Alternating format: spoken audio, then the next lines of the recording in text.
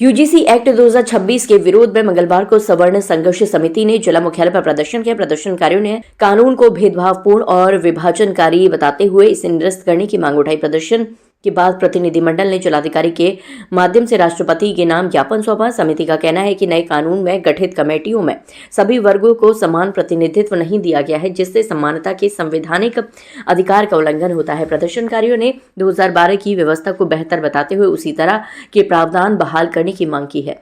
समिति ने ज्ञापन में कहा कि झूठी शिकायत करने वालों पर दंड का प्रावधान फिर से लागू किया जाए।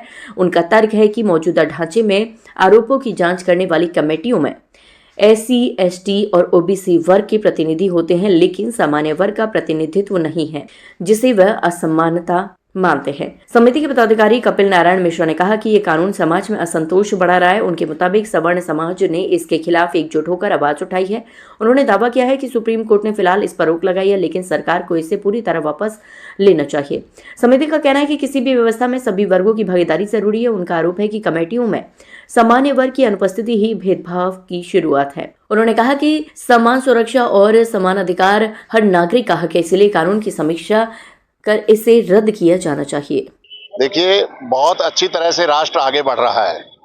विश्व में हमारा वर्चस्व दिन बढ़ता चला जा रहा है, लेकिन कुछ इस तरह की विचारधाराओं के रखने वाले लोग, चाहे वो भाजपाई हों, चाहे वो किसी पार्टी के हों, चूंकि हम लोग इस संघर्ष में मैक्सिमम जो है सभी जातियों सवर्ण की जितनी जातियां हैं सब इकट्ठे हुए हैं, और सबका कहना यह है कि एक तरफ तो संविधान में आपने हमें समानता का अधिकार दिया है, हमारे मौलिक अधिकारों का हनन अब संवैधानिक भाषा में ही हो रहा है। इसे हम लोग बर्दाश्त नहीं करेंगे।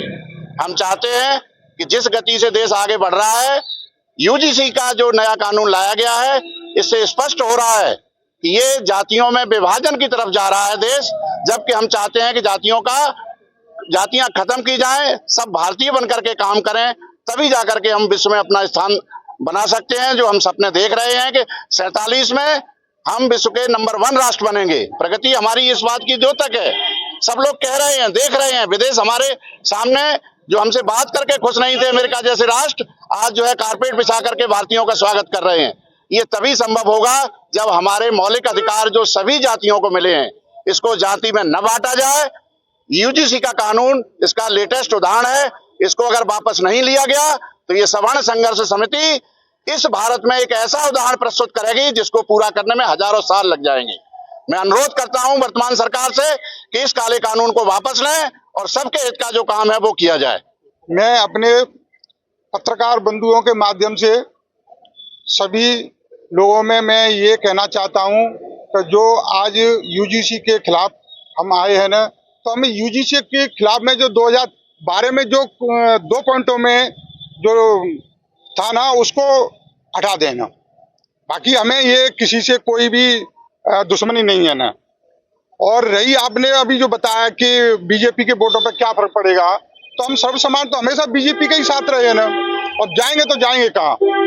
अब रही हमें कुछ लोगों ने बताया है कि योगी आदित्यनाथ जी के खिलाफ ये साजिश रची जा रही है ना, तो योगी आदित्यनाथ जी अगर पुनः खड़े होते हैं, उनको मुख्यमंत्री का दावेदार बनाया जाता है, तो हम बीजेपी को पुनः वोट देंगे ना। और हमारा यही कहना है। प्रदर्शनों का मतलब क्या रहा? प्रदर्शन नहीं कर रहे हैं साहब। हम जो हमारे जो जनरल जाति के ऊपर जो लगाए है ना, दो पॉइंट है ना। अब देखो 2012 में जो इनको जो चुपचाप रखा था, सुप्रीम कोर्ट की जो गाइडलाइन थी ना, उसमें वो गड़बड़ कर दिया साहब।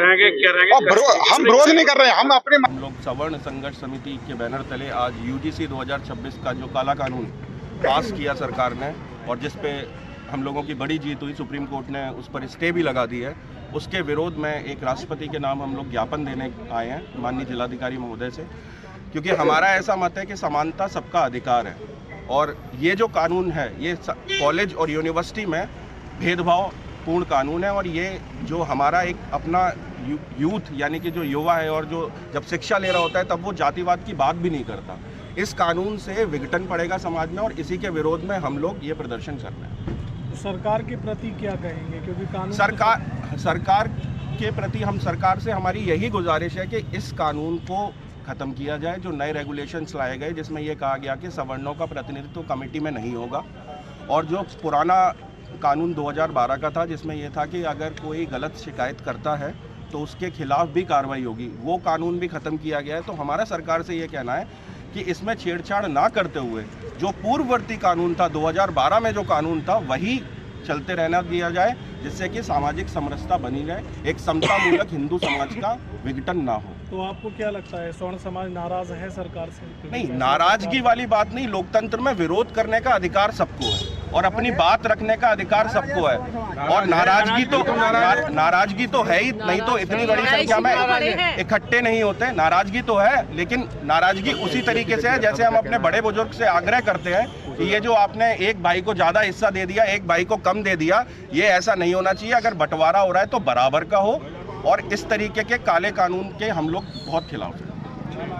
उमा बंसल है, मैं एक समाज सेवी हूँ। उमा बंसल जी, क्या कहेंगी इस बिल को लेकर? क्या नाराजगी है? और आगामी चुनाव भी बहुत नजदीक है विधानसभा, इसका कोई असर पड़ेगा सरकार पर? अगर फैसला वापस नहीं लिया जाता है सरकार के द्वारा तो क्या करेंगे आप? जी, फर्क पड़ेगा नहीं पड़ेगा, क्योंकि सरकार को पता है कि हम लोग तो हाथ कटे हुए हैं, क्योंकि हमारे पास ऑप्शन होता नहीं है। तो सरकार ने समझ लिया कि सवर्ण समाज तो मेरे साथ था, है और रहेगा, क्योंकि उसकी मजबूरी है। सरकार ने दिया क्या है जो छीनने को तैयार है? सरकार ने हमें ऐसा कुछ नहीं दे दिया खास। हम अपने राइट के लिए हम 99% लाने के बाद भी हम नौकरी नहीं पाते, और बाकी के 40% पे भी नौकरी मिलती है। एक छोटा मोटा अपने बच्चों का अपने आप गुजारा हम करते हैं, उसके बाद भी सरकार चाहती है कि उसमें से भी कुछ कटौती कर दी जाए। तो मैं इसके बहुत खिलाफ हूँ, और मैं चाहती हूँ कि समाज को, हर बच्चे को समानता का अधिकार देना चाहिए। बल्कि अगर आप समानता का नहीं दे सकते हैं तो ये भेदभाव होगा और हमारे साथ अन्याय होगा।